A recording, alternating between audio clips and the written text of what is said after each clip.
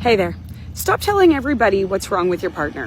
Have you ever had a massive fight with your partner, called your best friend, and told them everything?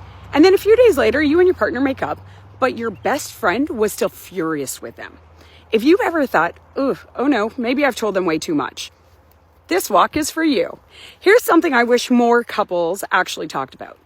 Be careful who you invite into your relationship problems. Now, I'm absolutely not saying you shouldn't have support. You absolutely should.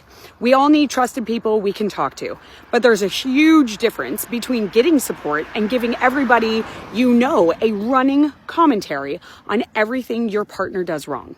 Because here's what happens. You have an argument, you're hurt, you're angry, you call your best friend or your mom or your sister, and you tell them everything. What your partner said, what your partner did, what they didn't do, and perhaps even a few things that they did way back in 2017 that suddenly feel relevant again.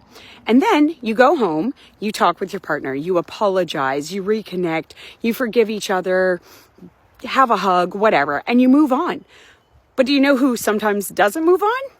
Yep, you got that right. Your family or friends, because they weren't there for the repair. They heard the prosecution, but they totally missed the defense. They heard what happened when you were hurt, but they didn't necessarily hear the apology, the conversation, the vulnerability, the hug, the change in behavior. So 6 months later, you've forgiven your partner, but your best friend is still sitting across the table thinking, I still haven't forgotten what you did to my friend. And if you've done this, I understand why. When we're hurt, we want someone in our corner. We want someone to say, God, that sounds awful. I understand why you're upset. I'm here for you. There's nothing wrong with needing support. The question is, who is capable of supporting your relationship without becoming part of the relationship? That's very different. A good support person doesn't automatically turn to your partner or turn your partner into a villain. They can care about you without fueling the conflict.